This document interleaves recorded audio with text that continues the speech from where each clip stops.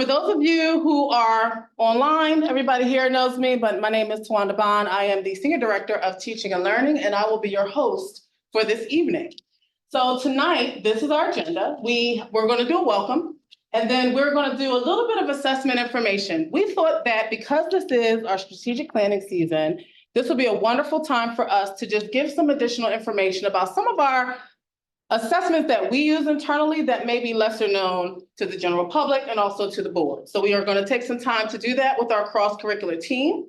And I want to introduce the folks that we're going to have with us tonight. We have Heather Godwin. She is an associate from Student Services with a specialization in MTSS. And for those of you that are not in on the EduSpeak, MTSS stands for Multi-Tiered Systems of Support. In addition, we have Ms. Kelly Harkins. She is our supervisor of English Language Arts for K-5. And then also with us, we have Ms. Anna Richter, who is our immersion coach. So we're going to be just sharing a little bit of information about some of the assessments that we are doing here in Red Clay. And then unless you've been living under a rock, you know that we have a focus on early literacy. So we're going to talk a little bit about, you guys all have heard about the foundational skills with the science of reading, but Kelly Harkins is going to take us through a little bit of the legislation, where Red Clay is, and how we're applying things that we do.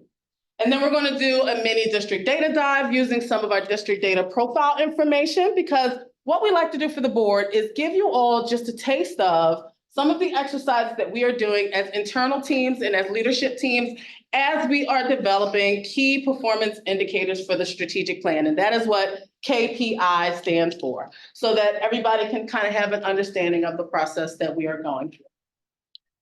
And on the ones and twos with the computer, we have Mr. Sean Snyder, our manager of assessment, and he will be my co-host for the evening. So we're going to start with some informational data items. So we're going to start with Ms. Richter. She's going to talk a little bit about STAMP. And then Heather Godwin is going to take over and talk about the tier fidelity inventory, as well as the teaching strategies goal. Good afternoon. What is STAMP? STAMP is a language proficiency assessment that we are using for our world language programs and the dual language immersion programs. It is nationally recognized. It's available in 45 languages, and it has different versions. For the world language programs, we use the 4S that are for the most common languages, and then we use the WS for not so common top languages. And what do we need this? Because we use it for 8th grade testing for the heritage speakers, so they can get the grades if they have their proficiency. We also use it for the certificate of multiliteracy for the high school. And then we also use it as part of our world language curriculum as a proficiency that we got a grant. And this year we are testing all students that are taking a language level 2, which is around 869 students, and in all languages. So we're doing that in the spring. And we are considering this assessment as an end of year common assessment for other levels, for Spanish 3, French 3 and 4. So that's something that we will consider, so we can monitor how the kids are growing in the proficiency levels. And in the dual language immersion programs, DOE adopted STAMP this year. We are testing, it's called the STAMP Elementary ES, and we're testing now in February in Lewis and Marbrook, Linden Hill and Skyline. And so we're switching to that test. And 5th graders are taking in all the modes, and my next slide is about the modes. And So, could you talk a little bit more just about, there's a lot of stuff up there that's very specific, like Certificate of Multiliteracy. What is that? The Certificate of Multiliteracy is a state award that it's the Delaware version of the Seal of Biliteracy. So in Delaware, we call it the Certificate of Multiliteracy because it means that a student is proficiency in English and in another language. And it's in other states, it goes in their high school diploma. Here we give them, like the state gives them a diploma and a medal. There's 2 levels. The gold level is for the intermediate high level of proficiency, and the diamond level is for advanced low level of proficiency.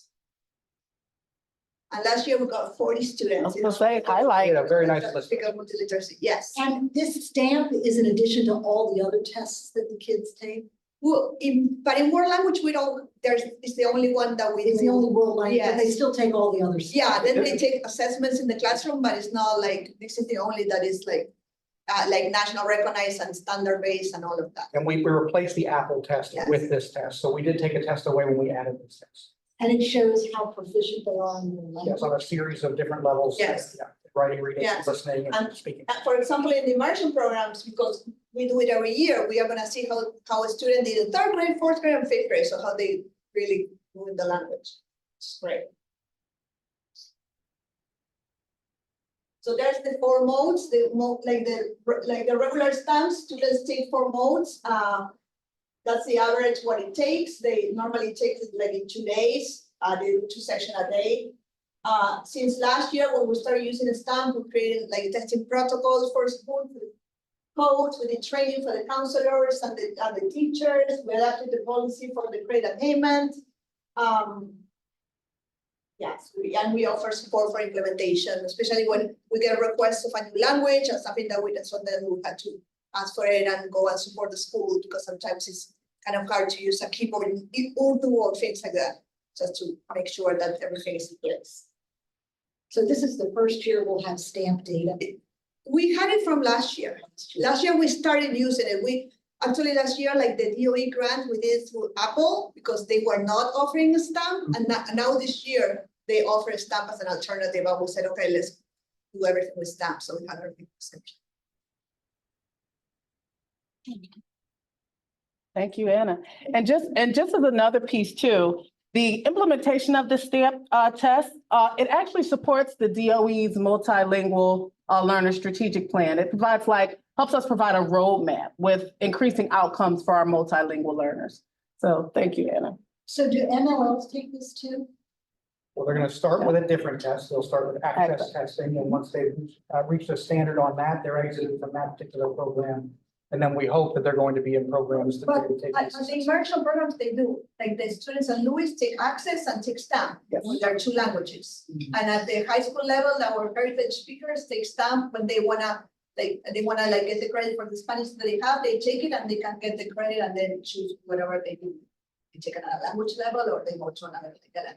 And because of this program, we have students in our high schools at AI High School taking 300 level college courses with the University of Delaware in Spanish. And that is a very rigorous standard you won't find in many high schools around the country. A 300 level course is rare in a high school experience. And they're doing quite well. I believe you met Anna with, was it today or yesterday? Yeah, today we have a meeting at the University of Delaware. Our first cohort at AI, there are 7 students taking their 2nd class from the University of Delaware in Spanish. Those students are gonna graduate next year with 9 credits in Spanish from UD. Yes, so. The University of Delaware was going to work with that group on admissions, on several other things too, to make sure that we follow them and walk with them right into college. Yeah. We hope to expand that. That should be a much bigger cohort over the next 7 years. Thank you. A lot of money. Thank you. All right.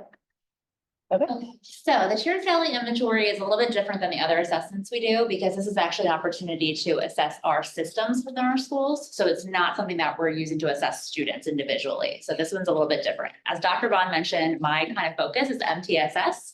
So MTSS is a multi-tiered system of support. Kind of what that means in the basic way of saying it is tier 1 is something we give all students. Tier 2 is something we give to a smaller group of students, and tier 3 is something we give to a few select students that need it. So to think of that in kind of a basic way is, let's say tier 1 is what we give all students as far as the math curriculum goes. So all students hear the same math curriculum. A small group might need some more specialized support. So maybe they're sitting in a small group a few times a week, where maybe tier 3 students need even more. So maybe they are getting like an IEP or a specialized program that's really just for them. So that's how you can think of tier 1, 2, and 3. If that's kind of hard to rationalize in your brain, you can even think about it as far as like medical goes. So maybe it's good for everyone to walk, right? So that's kind of a tier 1 approach. Everyone should walk every day. That's good for your cardio health. But if you're in the tier 2 group range, maybe it's also important for you to do some strength exercising and extra cardio. Maybe if cardio risk runs in your family, maybe you also have a special medication that you take daily just to prevent different heart diseases that run in your family. So that's like a tier 3 approach. So that's kind of a different way to look at it. That's not just education based. So MTSS actually stemmed from a medical lens. So that's kind of a way, just if you're having a hard time seeing it from the educational realm, you can look at it from a medical way. So that's kind of MTSS in general. So MTSS, as far as the TFI is concerned, each of our buildings has a tier 1 and a tier 2, 3 team. So what we want to do is self-assess how our teams are working and how they're functioning as a team. So instead of looking at our students, we're looking at, well, how are our teams functioning? Do we have the right people on the teams? Are those teams looking at the right things? And then are we evaluating ourselves and coming back and looking at it each year to say, are we functioning okay? And are there changes we should make for the next year? So a part of that process is saying, based on these results that we're looking at, are we going to action plan and then make changes for the next year? So that's really the important part. So if we go to the next slide, the tier 1 team is going to look at 15 different items. So there's subscales that we split these up. So the first thing we're looking at is our team composition. Then we're looking at implementation. And so with tier 1, we're really thinking about overall processes in the school. So we're looking at, when you walk into schools and they say like, we are respectful, like we are safe. Those are those things we're teaching to all of our students all the time. So how are we doing that? Do we have like a school-wide matrix? Are we teaching lessons at the beginning of the school year? Are we all speaking the same language? Are we using maybe tickets or bucks to kind of promote that across the school? So those are the things we're doing all the time through implementation. Then we have evaluation. So what are we looking at? How are we making those decisions? Are we sitting down with our teams each month and looking at that evaluation data? Are we pulling disciplinary data? And are we saying, hey, you know what? In the cafeteria during a 3rd grade lunch, that's where we're seeing most of our issues. What can we do at 3rd grade lunch? So are we looking at discipline and specific data and making decisions based off of that data? So that's really the evaluation. Okay, we can go to the next one. Tier 2, very similar, but now instead of looking at implementation, we're looking at interventions, because at the tier 2 level, we're not looking at what we're doing for everyone. We're looking at what we're doing for those some kids that need a little bit extra. So are we looking at what interventions we can do at the small group level? Are we looking at which students might need a check-in, check-out person, a person who can maybe kind of coach them through the day and give them a little pump them up in the morning, pump them up at lunchtime and say like, hey, we can do this. What are we doing for those students who need a little bit of extra to get through the day? So that's really looking at what are those interventions that we're giving them? How are we matching it to the need? Not just saying we're giving an intervention, but is it matched to what their challenges are? So this is really us assessing what we're able to give the student based off of what the data we're seeing is. So that's pretty much the TFI. So that's the gist of that. So we do that at the end of each school year, kind of around this time. And in that way, after we do the self-evaluation, we have kind of April, May-ish to action plan. And that gives the teams time to think about, well, what can we do to strengthen this for next year? So the thing that, we struggle with is that the scale isn't super sensitive. It's a 0, 1, or 2. So of course, we'd like to see a slightly more sensitive scale, but a 0, 1, or 2. And then we take that and we say, okay, what can we do over the summer, beginning of next year to make next year look even better? It is a self-assessment. So when we go in there to help our school teams, we don't grade them. So I don't go in and say like, oh, you get a 2 or you get a 0. We help them look for evidence on their teams to say, oh, I think we can really get a 1 this year. We could do a little bit better next year. Or, I was hoping for a 2, but we just don't have enough evidence. And we help talk through with them. And actually that helps them to really be genuine and honest about their conversations. And then hopefully, I honestly, if I see a lot of 2s, I get worried they're not being honest enough. So I really look for honest reflection and being genuine with their answers, and that hopefully helps with better action planning. Any questions about the TFI? Oh, okay, yes. How long has this been in? This is our 7th year doing this. 7 years. Yeah, so we We have have a lots good of amount of data. historical data on this one, yeah. We're gonna see that data today. I don't have it today, but I can definitely pull it for you. Yeah, I'd like to see that. Okay. Yeah, tier 1 data, we have 7 years. Tier 2 data, we are on our 4th year. So I'd like to see the trends. Sure. Have you seen any trends? We do have trends, but keep in mind this. So, one thing. So say last year I had a principal who was really a great collaborator. I feel really safe around, and they're at the table with me when I'm scoring. So I say, oh, I really think we have a 0. And that principal's like, you're right. What can we do better? Maybe this year I have a principal who I'm sitting at the table with and I'm feeling a little intimidated. And they're like, we got a 2. And I'm like, you're right, we have a 2. I might feel a little anxious. And it's a self-assessment. So, you have to think about who's at the table. You have to think about if there's someone at the table who might make you feel like, I want to say it too. And so there's always different players. You might also think that if a focus last year, maybe the past 2 years has been really strong in this area, during COVID, right? We were at home. So our tier 1 practices didn't look super strong that year. So we definitely saw some dives that year. So there's things to keep in mind during the trends, but we definitely have some interesting trend data. For sure. Forward to So seeing it. who does, you talked about teams. Who's the team and who's doing this evaluation? Sure. So we have, so each school has a tier 1 team and a tier 2 team. So Composed of like who? yeah, great question. So that's actually part of the beginning of it is who's on your team. And so there's a piece in the TFI that says what your team should look like. So for example, the tier 1 team should have someone who is an administrator in your building, someone who's helping to lead the team, someone who understands, who has access to data in your building. Because at your team meetings, someone should have instant access to data because you're analyzing data. Someone who understands the schedules in the student body. And then someone who is familiar with behavior data and how to analyze student behaviors.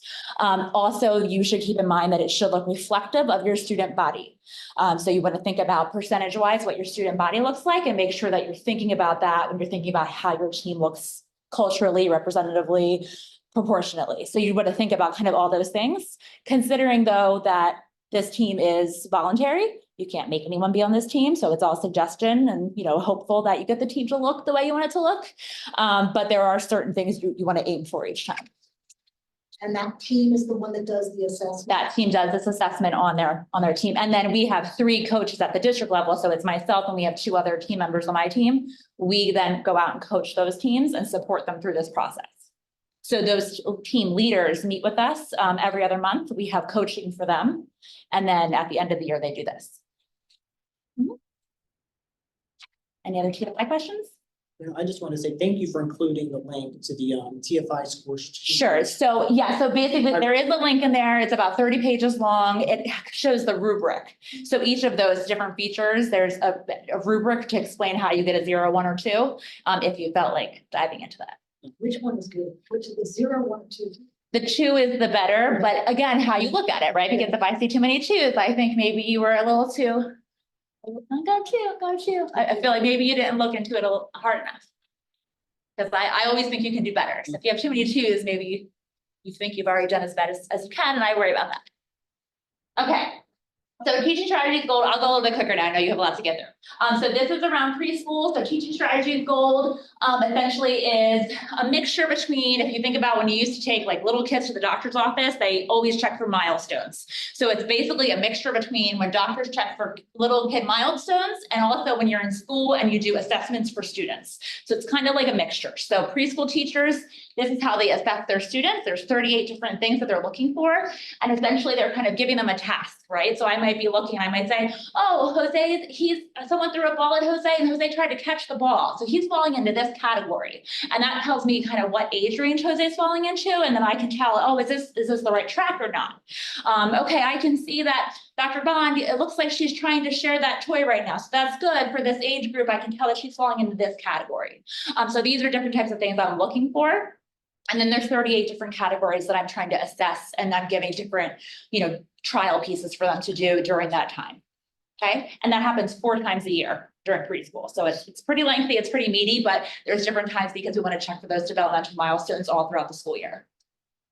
So then that is aligned with ELF. There's the ELF standards. I guess it's supposed to sound cute because they're little kids. But the ELF standards are essentially the Common Core standards for small children. So Pre-K uses the ELF standards, and that is where Teaching Strategies Gold, kind of the alignment goes and where it stems from. And then that also aligns to the DELS. So DELS basically pulls some pieces of Teaching Strategies Gold, and that is the assessment that kindergartners do on their first 2 days of school. So the reason our kindergartners have that staggered start at the beginning of the school year is because all kindergarten teachers have to do the DELS on the first week of school. And that is how we assess our kindergarten students when they first come in to see what skills they have as they enter the school year. You can tell that I know a lot more about the TFI than the little kids, I'm sure, based on how much I talked about the last 2 slides. But if you have any questions about the little ones, let me know. Thank you. Yeah, okay, perfect, thank you. Yeah. And with that, we're going to stay in the little guy space and we're going to transition to our focus on early literacy.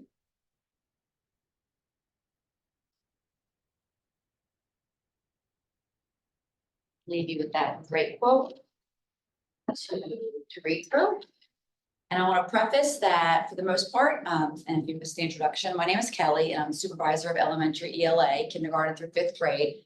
So when we're talking about Red Clay, for my role, we're thinking kindergarten through 5th grade. When we're thinking early literacy, I'm going to give a little bit of background. We're really talking from birth until we get them into the school. Even though we don't have direct contact at the birth, but that is encompassed as part of early literacy. And you may have heard, not just within Red Clay or even within our state, but across the nation of the term, the science of reading. And so I am going to get a little, even though I'm ELA, we're going to go science for a little bit because it is the science of reading and we are talking about our brain. And this is our left side of our brain. And when we are born, we are not born with a reading brain. We are born with a brain wired for speech, for receiving speech and producing speech. We are babbling and mimicking the sounds that we've been hearing, the language that we've been hearing in our home by 2 months old. So we are wired for speech. Our brain is ready to go. It is not the case for reading. And these are all brains, regardless of the language. We have to build, and mostly falls on the teachers, but starting with community and family, we have to build reading pathways in our brain so we can gain information from the text that we read. So the next image is going to be our reading brain. So this is our brain reading over here. And it really, I know it's a little technical, but we'll go through some of the images you see on the brain. I want to start in the frontal lobe that has the word pig. I'm going to use pig as an example. We may have been hearing the word pig since a very, very, very early age. Someone's saying the word pig to us, maybe as we're watching a show, as they're reading us a book, as we go to a farm, as we play with toys, as we have a stuffed animal. We are hearing the word pig, we're soon saying the word pig, and then our temporal lobe has a meaning for pig. When I hear pig, when I say pig, I'm thinking of a pig, oink, oink. That is the meaning that I have. So since I'm already using my parietal lobe to say the word, once we get a little bit older into preschool, and definitely by kindergarten, we are playing with the sounds in the word pig. We're realizing that the word pig actually has 3 sounds. Pig. And someone's going to start asking us, the first sound you hear in pig, or what does pig, and we're saying pig. We're playing with our word into individual sounds.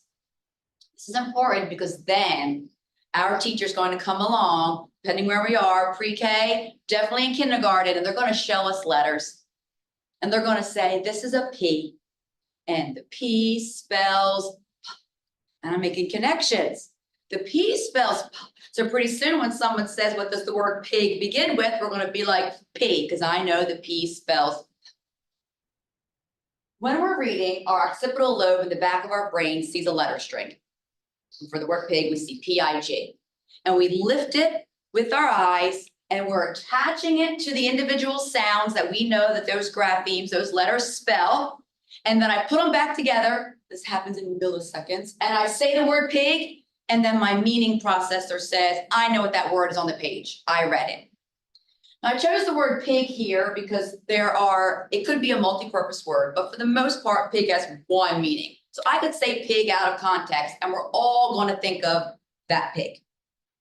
However, we have the context processor out there. It's very important to not forget this part, because if we all were reading the word strike, each of us could think of a different definition. There are actually 15 known definitions for the word strike. So you might be at a baseball game, you might be bowling, you're thinking of being hit, you're thinking of a picket line. So there's many, striking a match. So we have to have context. So when we're reading, all of the words matter to bring meaning. This is our reading brain. We have to develop those pathways from hearing a word to breaking it into its individual sounds, connecting it to the graphemes. That's the science of reading. The term science of reading, the definition is 50 years of research of how we know our brains learn how to read. Not brand new.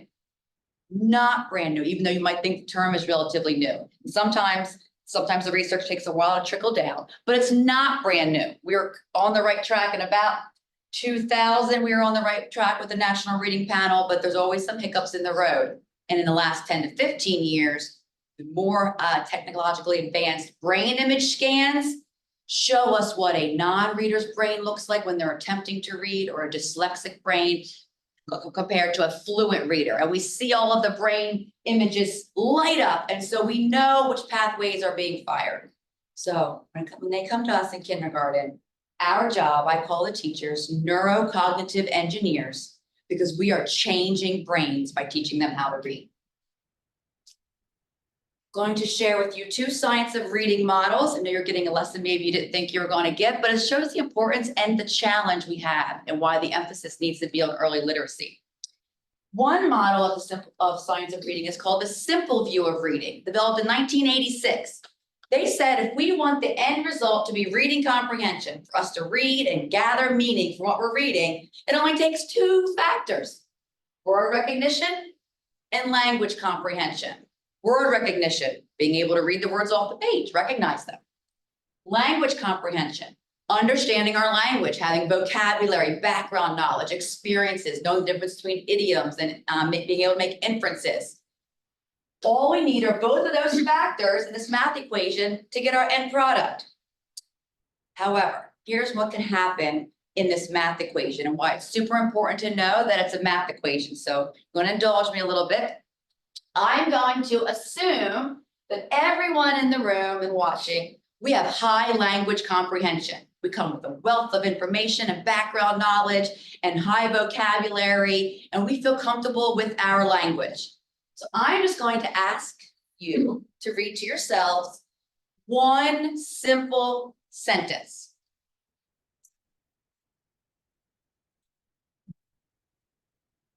It's just one sentence. Then I'm going to give you a comprehension assessment. Does anyone know how to read the sentence? Pressure, anyone speak Thai? It says, once upon a time, there was a teacher with red hair. In Thai. So we click. I'm going to assume that we were not able to lift those words off of the page. Thank you, Google Translate. I do not speak Thai. So we click. We had a 0 in word recognition. Even though we are very intelligent and come with all of this language comprehension and vocabulary and background information, 0 times 1 equals 0. This is a majority of our students with a reading difficulty. They have knowledge and background information and vocabulary, but if they don't have our code unlocked, the English code unlocked, and not able to lift the words off the page, we're going to see this. Let's play with the next one. You guys are going to be able to decode this next passage. Let's see how you would do on a comprehension assessment.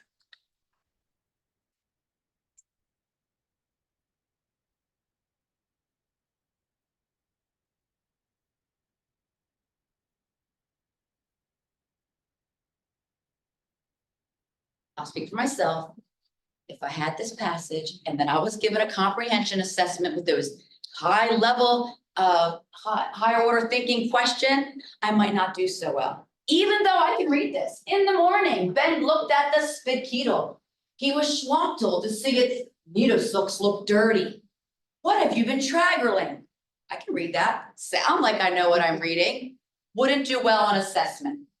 So my equation would look like this. I could decode, go ahead and click. But I don't have the vocabulary. I don't have the background information for that text. So I'm still not going to get the result that I want. The next click is going to show you what our compensator students look like. And these are what worry us and keep me up at night. You could kind of be able to decode and read and maybe fool your kindergarten teacher and your first grade teacher, maybe your second grade teacher, because you're compensating and you're doing okay. And or you have some background knowledge, you can kind of fake it a little bit, you bring some information, you're really good at drawing conclusions, but a half times a half is a quarter. And even if one of these was a half and the other was strong, it's still not going to give us the end product that we want, which is that. The science of reading is making sure that both halves of the equation are as strong as can be. Language comprehension starts at birth, from hearing and building our vocabulary and our experiences from birth. The word recognition, the phonics, happens in pre-K, kindergarten, and beyond. I'm thinking of early literacy. Some people say the science of reading is phonics, all phonics. It's not all phonics. It's both halves of this equation, but we can never get past if we don't get this to be a 1. And we have a short window to do that. So we have to have a strong emphasis on being able to lift the code. Thanks for bearing with me. Just want to take this to the next model, which is Dr. Scarborough's reading group, developed in 2001. She took this simple view of reading, it's really not simple, and she teased out all of the individual strands that are needed to be a skilled reader. And so each of these strands, we have to explicitly teach, strengthen, and develop in our students so they can be automatic and accurate, so we get our end result of skilled reading. The top half of the rope is forever and ever and ever. Sometimes the bottom half of the rope, I learn new roots all the time, or new meanings of vocabulary words all the time. Not too long ago, all of us maybe never used the word asynchronous so much. Now we all have that in our background knowledge and vocabulary very strong. So we're always adding to these ropes to strengthen our reading. We never end. Questions about them? All right, so then we hear, well, Kelly, and I'll use them. I went to kindergarten already knowing how to read. So I did not have anybody explicitly teaching me each of those strands prior to kindergarten. I was strengthened once I got into kindergarten, because we'll hear that we have these, oh, I know how to read. It's like magic. Our brain must have been born knowing how to read. That's not true. Every brain has to build the pathways. But it is true that about 5 to 10% of the population, it appears like magic. Their brain was primed for this and some exposure, and they're going to take off and be able to read. About 35% with typical broad instruction will be able to read. They might not have the strength in some of those multisyllabic words, or once they get out of 5th grade, to attack a higher order text, but with typical instruction or basic instruction, they're going to be okay. Look at the bottom of this Nancy Young's reading ladder. 60% of our students, of our population, need structured, explicit instruction in all of those strands in order to be a skilled reader. Up to 60%. So, and when I want to use the MTSS terms, there could be 35 to 40% that just whatever we're doing could be okay if we just did the basic. We don't want to do that, because structured, explicit, high-level instruction, high-quality instruction, click, is going to hurt no one. It's harmful to no one. It's helpful to everyone, and it's essential for some. So if we teach in that explicit, structured way to reach all of our students, it's going to benefit everyone. Legislation is written in Delaware Code surrounding this. 2 bills passed in 2022. The first one was ensuring that, in aligned with the science of reading practices, that we are screening our students frequently and early. So we screen 3 times a year, because the easiest way to prevent problems later is to catch them early and to do it right the first time around.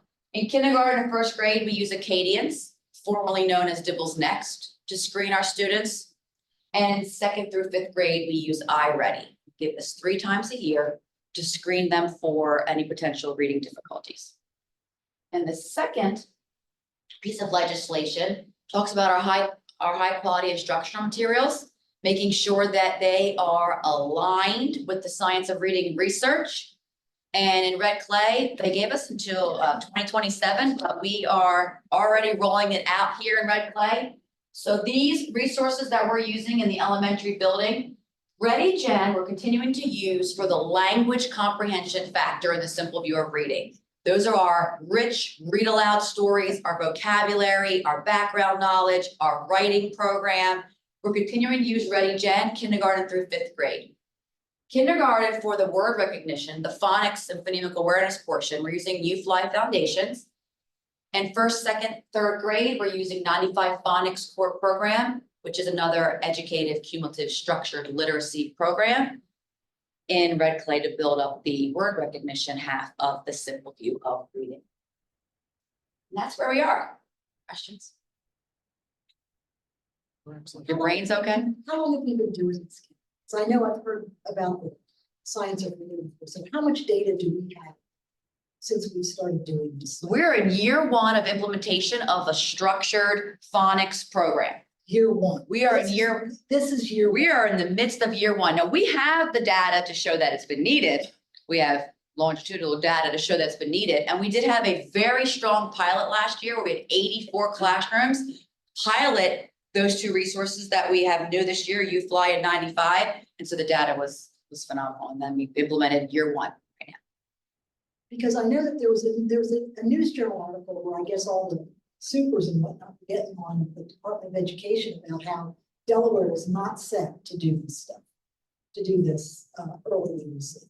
We're not funded for this. Well, the early literacy funding mechanism, yes, it is, that's a different conversation in some ways, but there is an unfunded mandate aspect. We're required to do it, but there isn't like a unit count. We'll take it on. Yeah, Totally. okay. Feedback? Kelly's done phenomenal work this. Yeah. She's been leading this stage. It seems great. It seems wonderful. It is. Remind me, where was the pilot last year? It was between YouFly and 95 Phonics Core. In terms of locations. All 14 of our 15, Warner did not participate, was K2 primarily. So 14 of our buildings participated, so we were able to reach all of the students in Red Clay. And it was on a volunteer basis, so we were also able to have year 1 teachers up to a teacher who had 34 years experience. So we were able to have a lot of educators input on the pilot as well.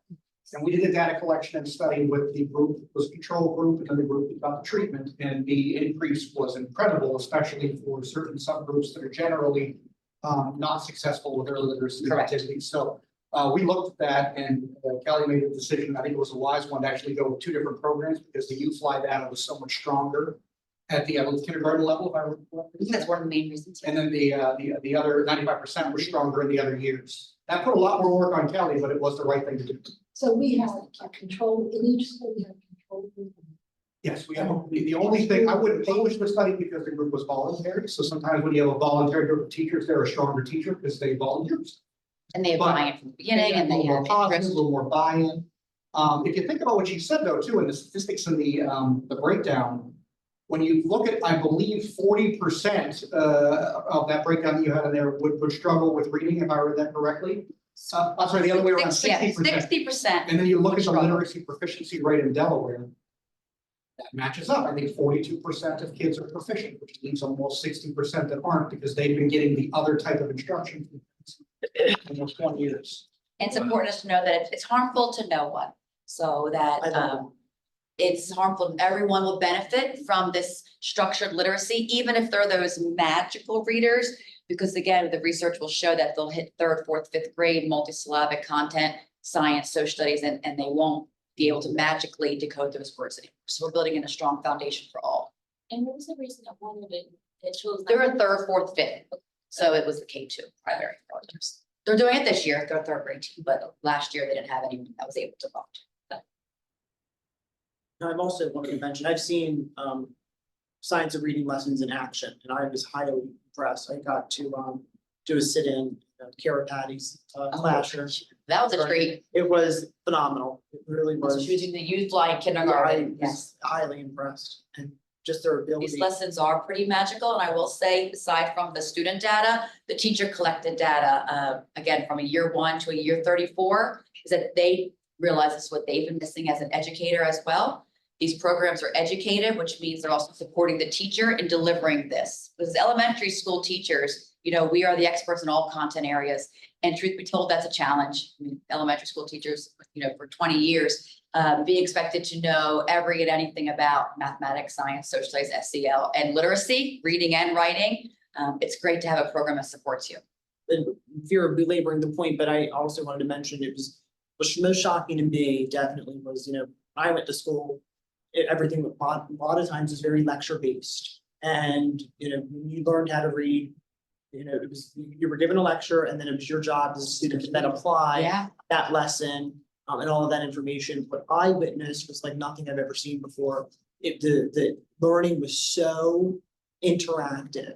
And I mean, there was hardly, I thought I heard more so the students speaking aloud, reading aloud than I did the teacher, the instructor, which I thought to hear it. was, usually. students should be doing all the thinking. Everyone does everything in the classroom during these lessons, for sure. So they have more opportunities to practice. I'm glad you're able to see that, Jose. Thanks for It's sharing. very different. Anyone else? Thank you. Thank you.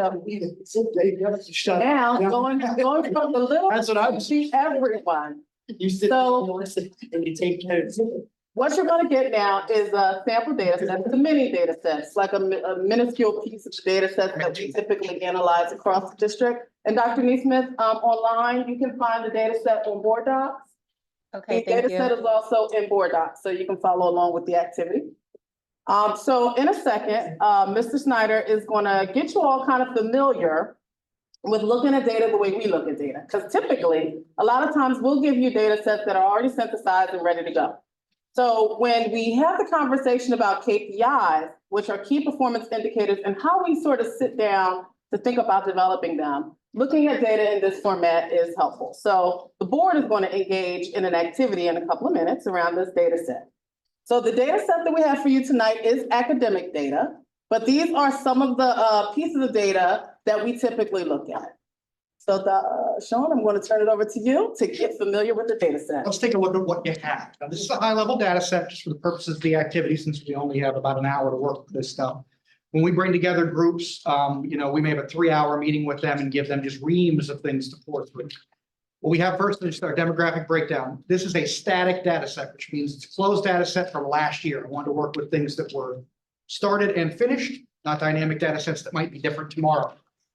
So this is some information about how we looked at the end of last school year. The first set you're going to see For the district. for the district, the whole District-wide data. Yep.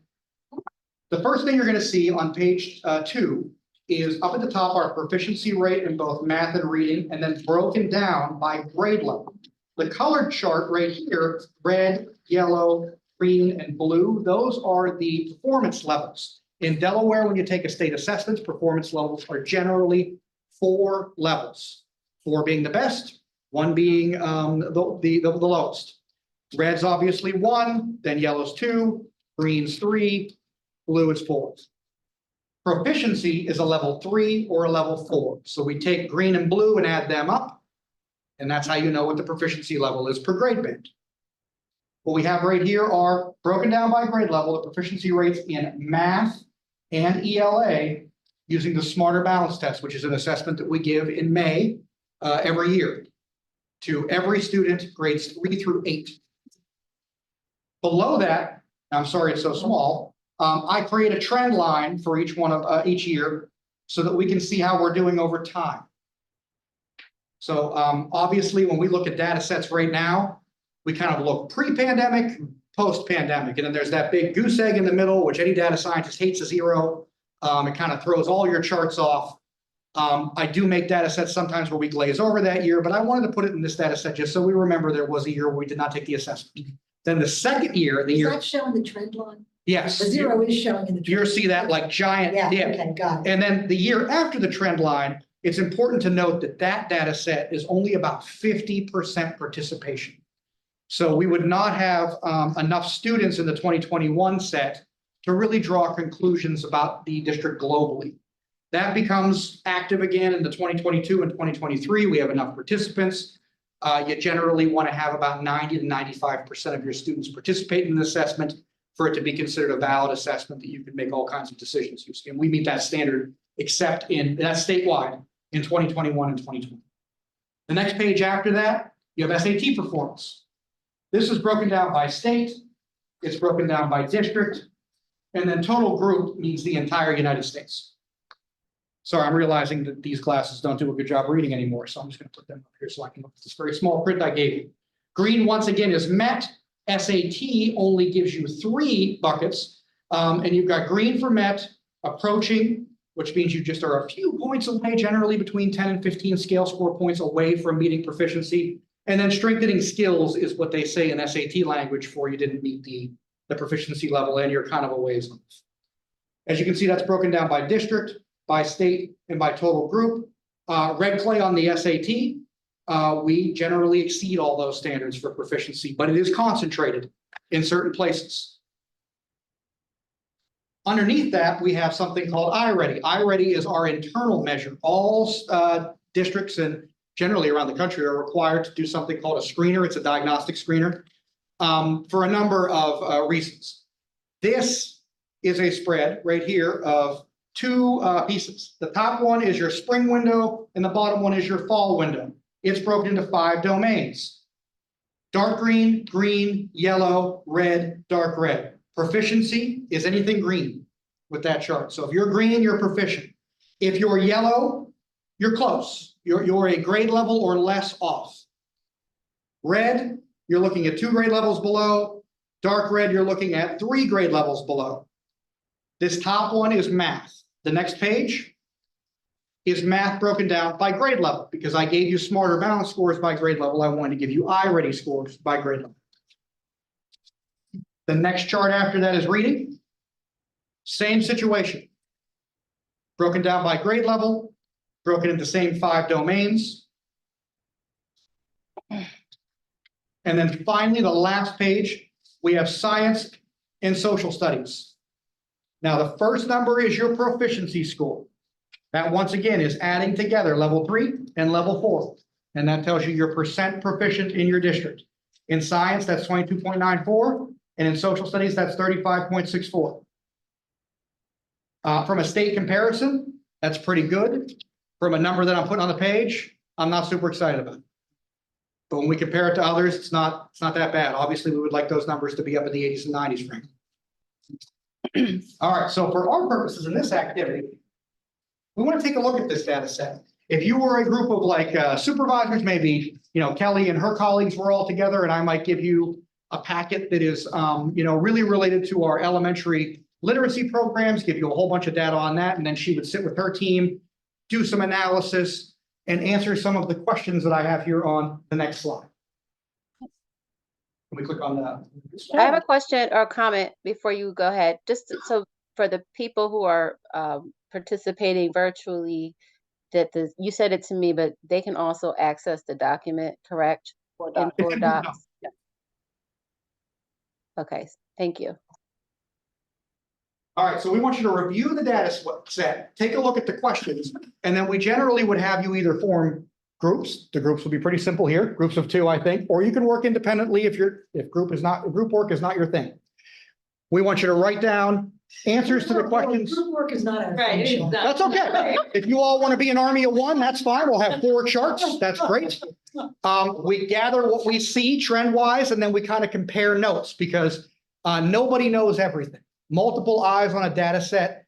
Even I work with data all day long. I might show this data set to Kelly Harkins and she might see something that I've completely missed. And then that leads to a whole other conversation that helps us develop hopefully a solution to whatever problem we've seen in the data. So what we'd like you to take a look at are some of these questions. What patterns do you observe in district-wide proficiency rates in math and ELA? Remember, you have 6-year trend data. You have grade level data. And then based on iReady growth data provided, what reflections or questions might you have? I encourage you to compare the iReady data to the smarter balance data and see if you see any patterns. And then finally, select a data set of your choosing. What notable trends or outliers do you find? So question, just in the data, because we've got the statewide data and the district-wide data, and we've got iReady stuff, which is our internal stuff. So they're really 2 different groups because the district stuff in the statewide stuff would include charter school enrollment and others, right? Or wrong? It Or would. DMN, It would at the SAT level, but not the smarter but balance. not the smarter balance, so that's not including smarter, so it's just the others. Correct. Okay. Because those schools don't have 3rd through 8th grade. Yeah, I know, but they do have at the higher level. Well, they have the SAT in 11th grade, so we do get the, if Wilmington Charter was a K-12 school, then we would have their data for the Smarter Balance, but since we Right. don't have those grade bands, we don't have the Yeah, data. obviously. Yeah. Do you want to work together? No, it's okay. And I'm gonna say 10 minutes. 10 minutes is great. Um, And if we need more, we'll give more, and if we need more, we can take more. And for those who- I can answer a lot of minutes. Yes, please, I'm taking care of it. If you have any questions about how to clarify anything, I'm happy to answer. This is just pure academic. I mean, that's one thing. Yes, this is all district level, broken down by domain, so dark green, green, yellow, red, dark red, so. Yeah. This is almost a grade level. This is at grade level, this is a grade level below, 2 grade level below, 3 grade level below. You'll notice that you're almost 0%, which you can't be 3 grade levels below in second grade. 3 through 8 is Smarter Balance. So in 3rd grade, we give our first assessment, and then in 8th grade, we give our last one there. Then they don't take another ELA and math assessment until 11th grade for the SAT. Looks like 6th grade. That's exactly where we're analyzing. They're doing our job. I heard you surface something that I see. Well, of course you would. I mean, it's still an analysis. Yeah, they know. So you can use that.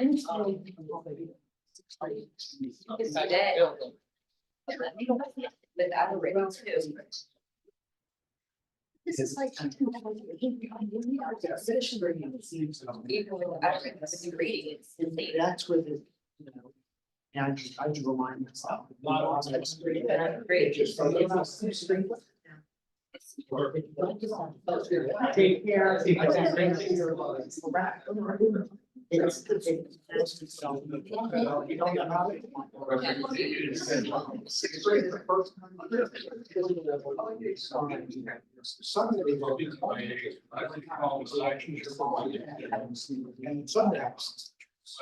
Or more. That's a big adjustment. The amount of grades for this math is,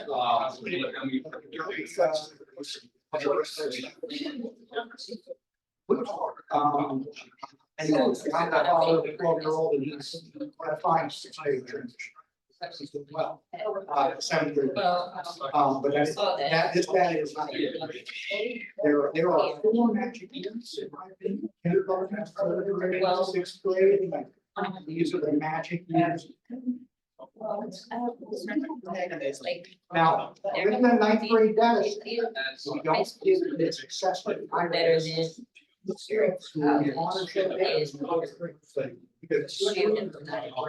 services. They're reading, we're doing at least a little better. Absolutely.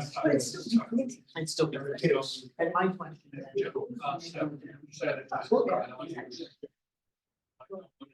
Our SAT score is gonna be harassed. Yeah. But that's a big thing. But 9th grade goes good. It may. I mean, for some of it has to do. You know, you are, so I would really. Some of it has to We do. really.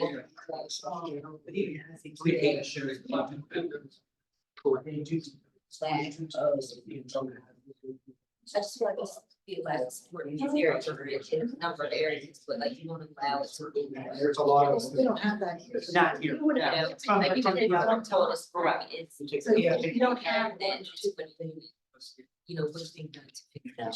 But I think we do better than the state. We do That's that. not saying that.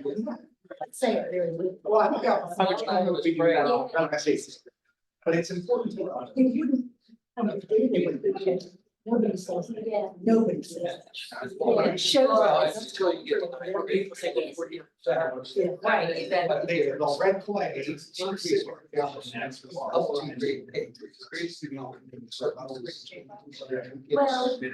like to. you need to carry the bulletins.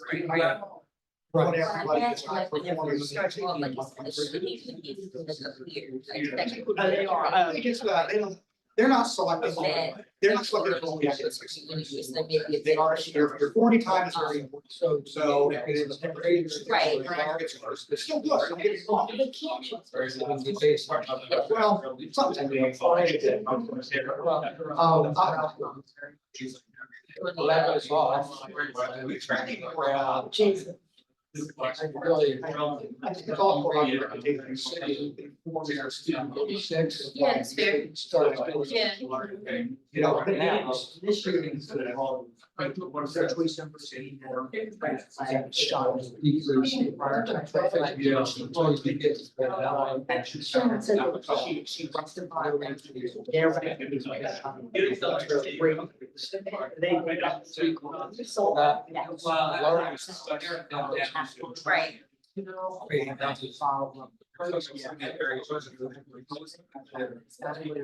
Right, exactly. And I also.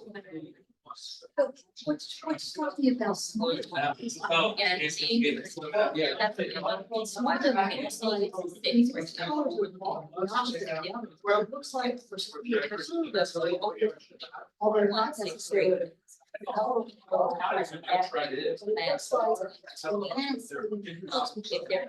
the. State actually answers the choice they receive. The complexity of math. So I myself. There.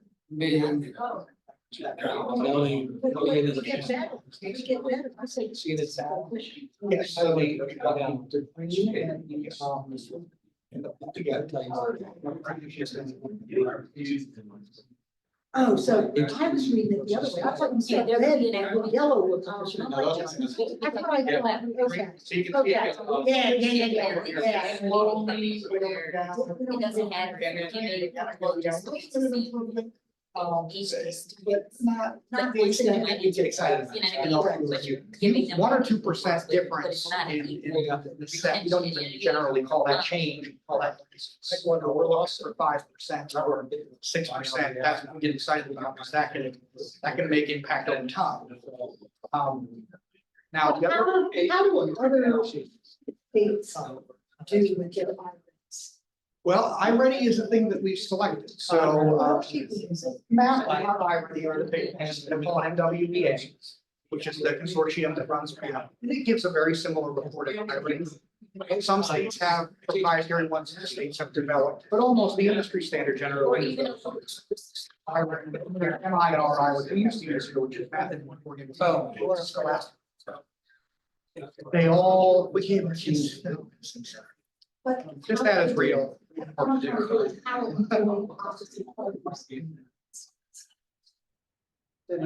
iReady, we're about the same. So iReady might do this. When I meet with them quarterly, they'll show me national data, and we look pretty similar. I think you're seeing the comparisons of the last year, and then the other one is the SAT. Those are the apples to apples Yeah. comparisons. There's no other way to rank states, even SAT doesn't work perfectly.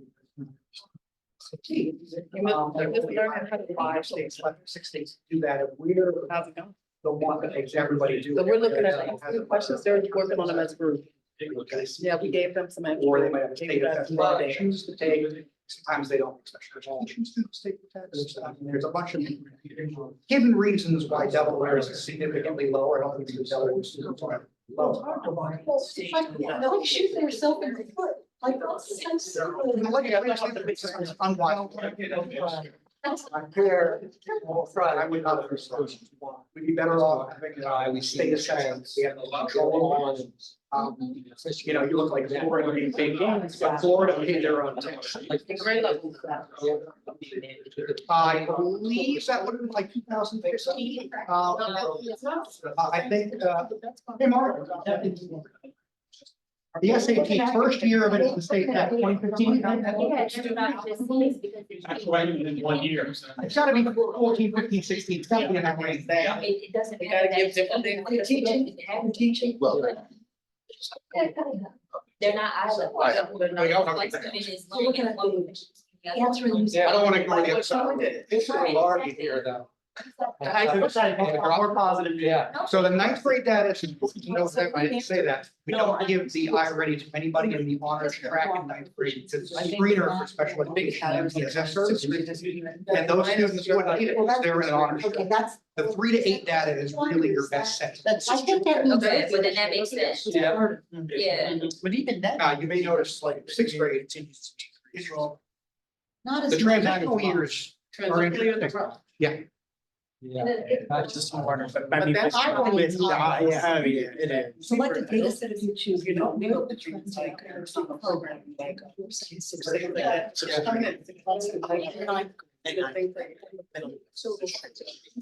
But that's great, that's what. One's for my leader. So we were looking. Yeah. It's not. There's a lot of, there's a lot of new. You know, when you look at it, this is proficiency. I put a line for it just so you can say.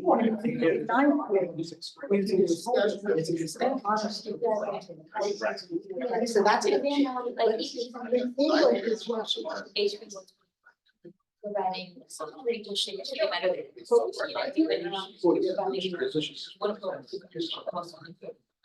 Yes, which ones? So that means that there's no area, it's the definition of resource, there are kids that are. Yeah. So. Yeah, they really want that. Maybe.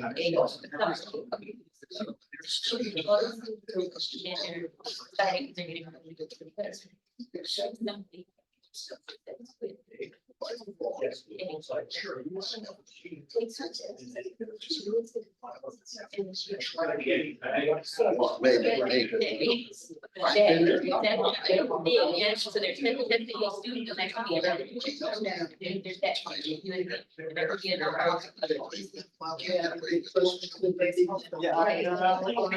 We need to get enough. Established. Take your car. Oh,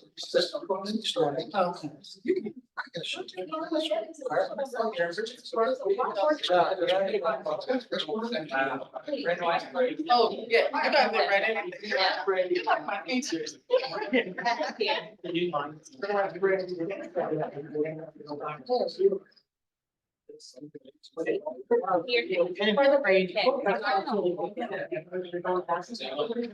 it's also.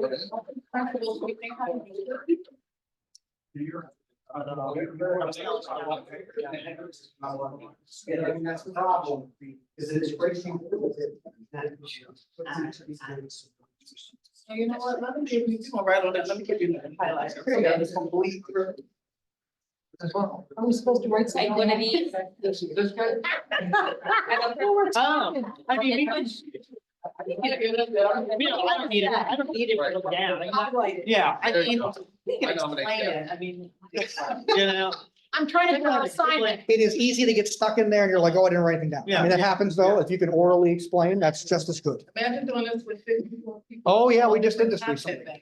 I did this with them. It was like. Big committee.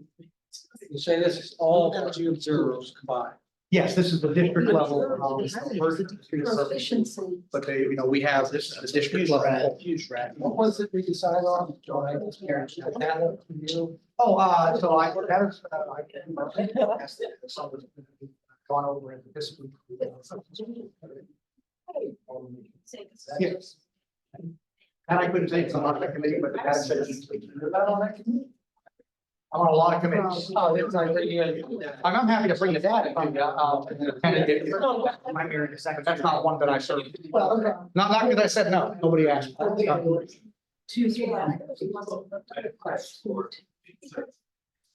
Special. I mean, you can show us the board docs. 6th and 9th.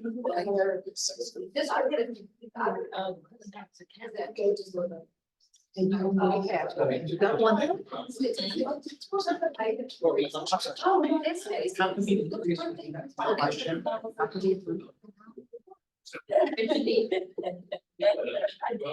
Well, I don't know. The other thing I would say, yeah, I got myself. All right. If you're reading so great, you can. So How's your reading? Well, think about the presentation Kelly just gave. The skills that some of the kids develop to kind of fake their way through that, and then it catches up. I fake my way through half of that equation. Yeah, I get that, but like, we shouldn't allow that. Sean. Sean, your skills are in. Yes. So it sounds like. We're gonna focus more on reading and. I would ask the program, we got a lot of resources. Would it get to standard proficiency? All right, let's take another moment and take our last notes. I think that would kind of give us a vision for a goal. Pardon? So. My whole life, Say left-handed before. my right is kind of decorative. What I'm going to do. Fun fact for you, they made me change. My Catholic school tried to make me. My rural Pennsylvania school. So everything I do unconsciously, I don't think about. I do with my left hand. When I play baseball, I batted left hand, In Catholic school, they made me. but they made me learn how to do stuff with my right hand. Pennsylvania to do. I'm from a little town called Rockton. There's about 90 people in the whole town. It's near Punxsutawney where the groundhog thing happens. Yep. It's right near there. So you're down central then. It'd be north central, yeah. North central. It's in the middle of nowhere. If you're not on your way to it, you're not getting That's there. God's country out That's what there. they call it. Yeah, they do. Yep, I'm in Pennsylvania. I can write with both. When I was a kid, I used to always try to write my left and then I would get my hand smacked and switch over to the I right. used to love, we used to go mountains up there all the time. Yeah. Yeah, I grew up. All right. Wrapping it up? No. Okay. Oh, yeah, sorry, I'm really loud into it. I got. Well,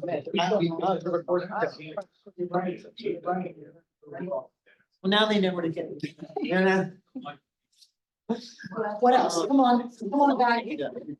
Just another moment to catch. It's all right. I'm like the It's just a navigator. reflection. Just a reflection. It's like the navigator trying to- We're not looking for short. That's probably the biggest. That's where it's. This is just right up your alley. You're sitting there looking at that packet. which- Yeah. It would tell a tale that we predict them. Yeah. Sorry. We're ready. All right, same finish coming up. Yeah, we're ready. And take your red dots. For you. And so, In some ways, Red dot. take my red dot. I can put it up. Thank you, Jason. thank you for all your help. We don't have to stand on a rolling chair.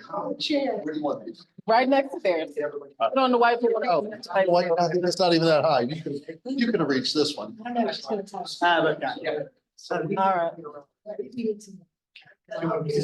All right, so Here, Jason, your member team now, we're gonna ask you all to get some red dots. Yeah. And we did this activity as well with our supervisors, our directors, all of our leadership team, where they go around, maybe there are 20 of these on the wall, and they look for places that they see commonalities, I believe. You agree, you like a statement? Something that you think, oh, I saw that too. So you guys only looking at the other. Okay. Mm-hmm, Oh, look at this one. you're looking at the other. I agree. Agree. Anything that you like or agree with, either one of those is fine. Oh, No, you're not limited. You are not limited. This is to create conversation space.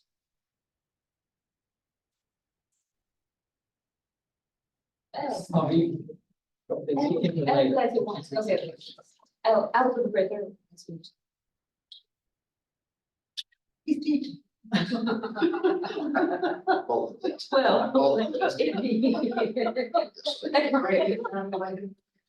No, you're just discussing. Oh, wait, but you gotta get close to-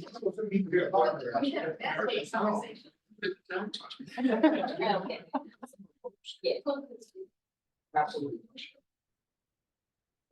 Yeah. Can't do it. Looks good. You cannot like your own statement. I heard that one. You cannot like your own statement. What do you think? I would have been.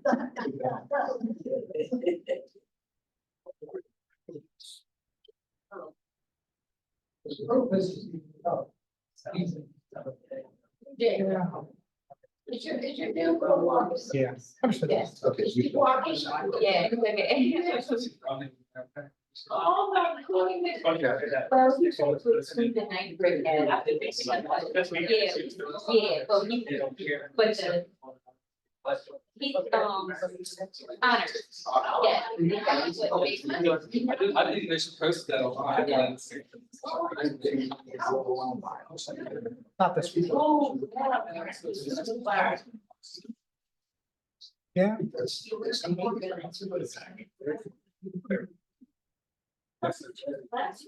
All right, wanna wrap this one up? Yep, all right, let's take about 30 seconds and, wrap up what your commonalities are, and then we can get together and talk about some trends that we saw.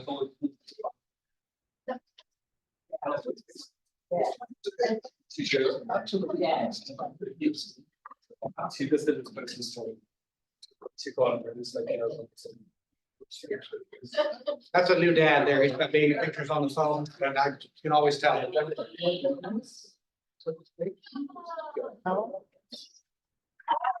All right. All right, let's come back together now, and John. So it's funny to have I'm walking. in 5, 3, 2, and we are together. Okay, so now that we've taken a look at those data sets, and like I said, want to simulate just what we put our own people here through. We make them do this activity, and then we come back together for a debrief, and we start to create, some plans based upon what we've noticed there. Now, the question is, what did you notice? What are some things that you pulled out of the data that you think you see? Yeah, sure, Kathy, go ahead. So we definitely saw a decrease in proficiency in iReady from 2 to 9, most particularly it was most noticeable at 6 and 9. 6 and You 9, explain 9, yes. 9 makes sense. And let me explain to everybody, the 9th grade data, we give the iReady for a specific purpose, and that is diagnostic screener. So we give it to students that we suspect may have an issue that we need to support through MTSS, which we talked about a little earlier. So in 9th grade, we don't give that to anybody that's engaging with our honors curriculum in math or ELA. So there are no honors students in that set, which does knock out a considerable amount of the green, which makes sense, right? If you're really good at math, you take the high math class. So that 9th grade set, not my favorite one. It's a good 3 to 8 set though. That we can trust. That is everybody. And the trends that you notice, the transitional years, there's something happening there. Something's happening. And it's fairly consistent with the smarter performances. And I'm happy to hear you surface that as well. Did anybody else notice something? So I can tip my hat a little bit on that. We conducted a national study with Curriculum Associates, the manufacturers of iReady. We partnered with them in about 100 school districts around the country and did a correlation study with Smarter Balance scores and with this. There was I believe a 0.54, which means that it was a very close correlation. So it's almost 1 for 1. When we talk about the performance on iReady to the performance on the Smarter Balance, you're going to look at a little variation, but not a ton. So it's a decent predictive score for us. And what we like about iReady is we take it 3 times. We take it in the fall, we take it in the winter, we take it in the spring. So when I pull those winter scores, we generally, as a leadership team, get together and start to look at it and think about, well, where are some areas that we see underperformance that we want to, surge some resources into training on, talk to that can be problematic when there's a lot of areas that you need to put resources into, which the pandemic created situationally a lot of red on your charts that we're still kind of climbing our way out of. And that's national. That is not a red clay problem. That is an everybody problem. We look forward to being one of the first ones to solve it though. And everybody come here, study us, we'll go on the book tour. It'll be great. Remember that the board drove. Absolutely. Well, you'll be on the tour. Don't worry. What else do you see in the data?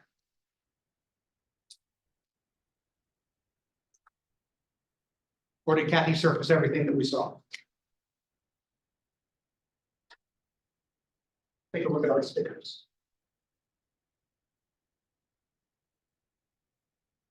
Yeah, we do see stagnation at the middle school level. I see a red sticker next to that. I think the data does reveal that. Did anyone kind of speculate why they think it might be challenging for a 6th grader as they transition from elementary school to middle school? Went from being the big dog to little fish now. Yeah. Social aspect. Social aspect is huge. Social emotional is huge at them. I had one teacher, Different maybe school? two teachers when I'm in elementary school, and that teacher functioned as kind of almost my parent in the school. They're very worried about me. As soon as they see me going off track, I get a call to mom. Now I might have 8 teachers. And 2 of them don't like me, because it's middle school, and sometimes you have that teacher in middle school. It's a completely different experience. I got a Mark Pruitt hand. not contribute to that question. I understand. There we go. So it's a great data point.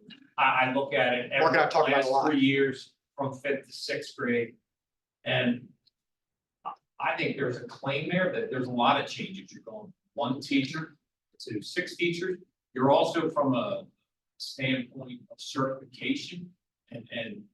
Sure. I have a math teacher. credentialing. You're going from a teacher who teaches kids English, science, social studies, and math to a teacher who teaches social studies to kids, right, by credentialing.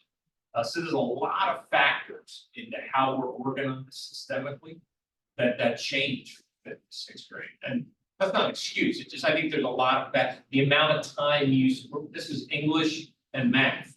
The amount of time in our schedule goes from about 80% English and math, reading, writing, and math, K-5, and now is suddenly 2 of the 6 classes you have in school. So there's a lot of factors that go into the potential. Well, it's a new school, it's new people, new Yeah. kids, you probably have It's a to combination of different schools coming together, Yeah. absolutely middle school, instead of determine where everybody you you. stand in the mix. Elementary, now it's. a Can couple I of- ask a question? Sure. Hi, I don't know if you guys can see me, I'm sorry. I hear that, I think that's some good, qualitative maybe approach, but I just wonder if there's any evidence to support that. And I ask because, I don't know that that's a trend across the country. It's a- That the scores go down in 6th grade. Now, what I do know affects, performance is attendance. And I know that absences tend to be a little bit more sometimes with students in the middle grades than in elementary. I just wonder if that is supported by any research, because I just want, not sure that that is, not saying it isn't, but I'm not sure that is the case. And then when you said that, the last part is when you said that we moved the high school or middle school teachers are trained to teach the content versus the students. I'm wondering what strategies or things that we might be thinking about to address that, because I think no matter what, we have to make that shift across the country. It's not just at Red Clay. I think it informs the way we plan professional development. We've talked about that a little bit as a team too. When I target professional development at my middle school and high school, I may want to focus a little more at that level on teaching to, the whole student, the more social emotional aspect of it, focusing on those transitional activities. Whereas, as Kelly surfaced a little bit earlier, our teachers of, kindergarten through 3rd grade, we're really going to focus a lot on actually teaching kids how to read. I don't know, like I'm married to an 11th grade English teacher, and nobody needs to teach her any more about literature. Like we don't need to train her any more about that. She knows more than everybody. But I do need her to get training consistently on developmental milestones for high school students, what current trends are in social emotional learning, because that's been a moving target over her 25-year career, just like it has been for mine. When I came in as an English teacher, as an 11th grade English teacher a long time ago too, I taught primarily literature. That job has transitioned more to an informational reading teaching position around the country. That's just been a national shift because of I'm losing the name of the standards for some reason right now, but somebody help me with the standard. What am I looking for word-wise?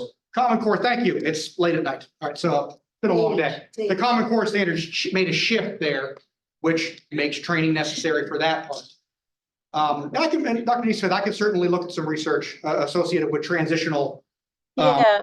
grade Yeah, bands. I 'Cause see some, I'm looking now. I see some that's older. I just wonder, but I think the bigger piece is not the actual to put, because I think we put it on the kids so much, right? It's not the transition, it's also that pre-service preparation that colleges need to start to shift, because our kids are shifting and our standards are shifting. And I just actually had a conversation about this stuff today, where, a person that's trained elementary K-8 at one point in the past versus someone trained high school. They come with a very different set of skills to engage students at the middle level. So I think it's a lot more about the teacher and how they're engaging the students. And then I think just the fact that they're transitioning. I know there's a lot of factors that go into that, but I just thought it was an interesting point. No, I think that's a good point. And I think it speaks to the professional development that we do offer needs to be targeted a little bit by grade band. Because there are different needs. I know when I was a principal, I would try to put my most patient teachers, I tried to make ninth grade teachers. Because if you ever taught ninth grade before, it's different than teaching 10th, 11th, or 12th. That is just a different group of kids. I see Vic smiling. That is a moment in your life that is generally not comfortable. It's fairly awkward, and you need a really patient human being with a lot of compassion to get a ninth grader through. You could be a lot rougher on a senior. They're kind of been through it all. They've seen it all. They're a little more resilient at that point. All right, so let's keep it moving. All right, so all of this activity was to kind of talk a little bit about how do we get to key performance indicators as we're making our strategic plan. Where do those come from? They come from a lot of activities like this. We bring together groups of people that fall into each one of the areas of our strategic plan. I do activities like this, hit them with a whole bunch of data, and then we kind of talk our way through what the data says and try to tailor our KPIs to address areas that we see need. And let's talk about a few sample ones that we've developed. So for example, here's a good one that you've probably seen already. I think it was in the board presentation about it. SBAC reading, SBAC math, percentage proficiency. We met as a group, we looked at it, nobody was satisfied with the proficiency rate that we're at right now. There wasn't a single person in the room that was willing to build their church on the rock of like 20%. Nobody wanted to do that. Everybody agreed we have to raise those scores. So we picked a pretty aggressive growth rate over time. If we hit those goals by 2029, and I know you're thinking, why is it not 100%? We've done that activity as a country already where No Child Left Behind set those 100% rules, and it collapsed on itself as everybody predicted it would pretty quickly. Because there are very few things in nature that are 100%. That's not generally a number. We're going to approach hopefully the 90% over time. We want to dig out 4% of the time. That feels achievable, feels digestible, feels like we can get there if we're aggressive. At the end of that in 2029, if we were producing those results right now, we would be, if not the top performing school on SBAC, we would be right up against it. And that would be compared to school districts that don't have half the challenges that we have as a very large organization with a very diverse organization. That would be comparing us to maybe a district that has 2 schools or 1 school. They have very few things to focus on, allowing them to kind of dig out of that quicker. Let's go to the next one. We also want to have, metrics associated with things that aren't just test scores. So here's one. Red Clay will develop and promote the skills of all students in alignment with the Red Clay's portrait of a graduate, ensuring equitable skill development at all. So one of the things in the Red Clay portrait of a graduate is that we feel very strongly that participation in activities will lead to success in a whole bunch of other areas. Therefore, we want to encourage that and increase that. If you feel connected to a place, no matter what that place might be, you tend to perform better at that place. We all have worked with people that don't feel connected to the workplace that we're in. They're not generally your favorite employee to work in a group project. We want to make all of our kids feel connected to something here. And in that creates opportunity for us to push performance levels. So we've set, once again, a fairly aggressive metric to grow this group significantly by 2029. Is that a real number, 2242? That is a number right now, and I think Mark can speak to it more specifically, couldn't you? Out of 16,000 kids? That's secondary. Oh, Yeah, this is your middle and high school extracurricular how activities. many, out of how many? What percentage is that? Yeah, I don't have the number of students that are enrolled in middle school and high That school. number is 2,200. That would include extracurricular activities and athletics. Number of students participating 6 through 12. You don't know what the total number He is? wants to know what the population is. Oh, I mean, I could. What do you think that's What about? What do you think that's what about? percentage is For that? it, 5,000-6,000 students, somewhere in that I range? was gonna say 6. yeah, 6,000. So a third, about a third. And keep in mind that 6th graders are in that group. Gotcha. And they Very can't- few 6th graders are Not very few, but I know from being in middle school for a long time that, you know, very few sixth graders get access to stay after school for activities. A lot of them start at 7, Yeah. 8, athletic stuff. So, you know, there's things that go into it, but I don't think we're starting at a bad place if you look at our numbers. But we're looking to grow that significantly. I have a question. Yes, So with the KPI that you have, that it looks like that performance indicator shows the number of kids that participate. How do you know if their skills will be developed and how you will ensure equitable skill development? This is just one. well, this would be one key performance indicator of many, for this category. So No, I'm we're- just talking about this actual goal, not the category. So I think that if you participated in an activity after school, like a sport or a club, Hmm. there's a pretty good collection of resources I could send you that show that that leads to transferable skills in the classroom and in life. I know personally, I have that experience as a student. I learned a ton playing, basketball, volleyball, soccer in high school about cooperation and competitiveness and being dedicated to something, showing up on time. I can still hear my coach yelling at me Lombardi time, which is 5 minutes earlier, you're not on time, I think, or it was 15. Be early, don't be late, or you run forever. No, I get that. I was just thinking that it's just that really doesn't show that the skills are developed and promoted. So is there another KPI that Yeah. would directly align with that specific There goal? are measurable Red Clay Portrait of a Graduate indicators that we're going to take and use as KPIs. That is just one of them there. Okay, Average GPA of 2.5 or higher. Graduates having a math credit in pre-calculus or higher. 2 years of a world language or higher. I don't want to list, I don't have them in front of me, so I don't want to miss the other ones, but we are going to choose from amongst that list. And that is just simply one example of a KPI for Red Clay's Portrait of a Graduate. Because the goal would be if your kid is hitting all these things, it's almost a lock that no matter what they choose to do when they leave us, that they're going to be successful. That's kind of the goal of having those metrics. I feel like if you are involved in extracurricular activities, you have a 2.5 or higher, you have some of these other things, it really sets you up to have access. The 2.5 is important because it generally gives you free access to the SEEDS program, which is through Del Tech. That's a great door opener, and gets you into most mid-level colleges in the country.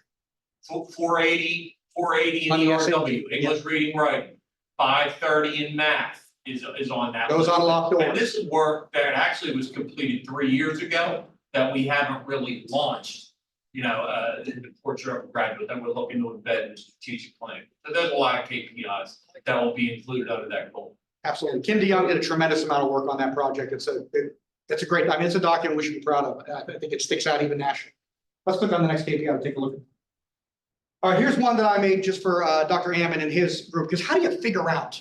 And the first one I came up with was such complicated math that we decided that nobody would understand it, so we went with something a little bit more simple. And that was just kind of a way that he could tag expenditures to make sure that the budget closely aligns with planned priorities. So when we go to develop the budget next year after we have a completed strategic plan, we should be able to tag budgeted expenditures to the strategic plan, and the ones that aren't in that will go on the top. Then that will create a percentage performance for us, and we'll see where we are at baseline. The hope is that the baseline, I just guessed that we would be in the 94% area. I'm hoping. We may not. Maybe that'll be lower because I can't speculate what that is until we do the activity. But that will give that office some ways to have conversations with principals, with directors, with the board, with everybody about why we spend our money and where we spend our money, and that it is related directly to the goals that we have as a district. And that's something that I think that a lot of districts don't necessarily think about when they have expenditures. We don't want to spend a nickel if it isn't directly tied into student success and me coming here next year and the year after with better data sets. Questions about that? No. That's okay, sorry. All right, questions, feedback? I'm working on these right now, yes. I know we all agree that SATs aren't a good indicator of anything. And you said last year state was getting away from SAT. Well, getting away, so they're talking about opening up what's called the RFP, which is basically it goes out to bid and they see what companies are interested in bidding for your state assessment. I do caution you that there aren't a lot of players in that game. So, you know, you've got the Smarter Balance Group, you've got Park, you have a couple of proprietary ones that are, you know, state-based, if that state chose to develop their own. I think Florida has developed their own now. Texas, I think, has their own set of assessments as well. What I have noticed in the trend, it looks like a lot of the states that are outperforming everybody do have state-controlled assessments, which I find interesting. So I'm not saying there's funny business going on. I'm just saying it's an interesting coincidence. And the states that use these objective measures that they don't have any control over seem to be near the bottom of the list. Doesn't work out perfectly, but I see a trend. As a follow-up, I know last year you put a lot of emphasis on getting more participation. Which did work. like a reward. Yeah, that's what I was gonna ask. Our participation was the highest it ever was on the SAT, and the history of that I could go back on to 2015. In we almost hit 95%, which is the magic number that the state wants, in all of our high schools, which sounds like, oh, not. There were a couple of years ago, we were in the 60s, at like McCain and AI and Dickinson, and that now has been, we are seeing a much better participation set. That just unlocks the opportunity for us to make sure kids can perform better. And that's just the first step. Did they? What's that? Did they perform better even though we had numbers up? They perform similarly. If you look at the Okay. data set there, Or it wasn't down? no, we had, and usually when you increase the kids that participate, you would expect it to go down, but it really didn't. It kind of stayed similar. Our performance areas, as we've discussed earlier, in, you know, on the SAT is superior to both the state average and the national average on the SAT. The problem is it's concentrated in certain schools. That's the challenge. How do we broaden that to make sure all the schools are producing rates that we can all be proud of? Yes. Now, it's important to note too, those are all Red Clay kids. We just distribute them differently in high school. Those are all our kids. Yep. Nice job. Well, I would say, Sean, and we Yes. didn't point this out in the data thing, but there's a big jump in the iReady data between what it looks like in ninth grade proficiency and SAT proficiency. So something is. Remember, the iReady data is not a set that has honor students. Correct. It doesn't have those, but the SAT data has honor students and it has all the other students as well. It has all the students. Correct. Right. Yeah. So it's I don't think the honors, they would account for some percentage, but they don't account for everything. And so it's just really interesting that there seems to be some kind of a disconnect. I want to get Data does not include the two charged, That's right. also true, because those are like. nor does it include anyone who's in geometry, which is our highest level of math, or algebra 2. It only includes algebra 1 students. Yep. So really, that's not an apples, that ninth grade is not an apples to apples It's comparison. just a total outcome. We really shouldn't be looking at growth over time from 6, 7, 8, that data and SAT. You're Right, that is what the, Well, that data sounds like it's kind of useful. So- well, it's very useful for us internally, looking to meet the needs of students and group them appropriately, but it really is not the same data to compare growth over time from 2nd through 11th. or 6th Correct. through And the purpose of that activity is to trigger. Should not, it's just not the same. Yeah, So it should be In any- second to in any- eight one show. Cut it out. third through 8, yes. Yeah, second, for Smarter Balance, then we give it in second, so you have the 2nd through 8 set for. Right. But your 3-8 comparison for Smarter Balance and iReady is your best apples to apples comparison of types of assessments where you see similar spreads and results and yields because of the way the tests are designed. I had another thought, but it's probably wasn't that. But any other questions about, it's all right. It's been a long day. Anything else? Dr. Vaughn? No. Well, thank you all for coming and engaging in our activities for this evening. Tonight's PowerPoint as well as the data set are all on board docs for your peruse as you leave. So we appreciate you coming to the public. We appreciate you coming. Folks on Zoom, we appreciate you tuning in. Thank you, everyone. Just put it on. Thank you very much.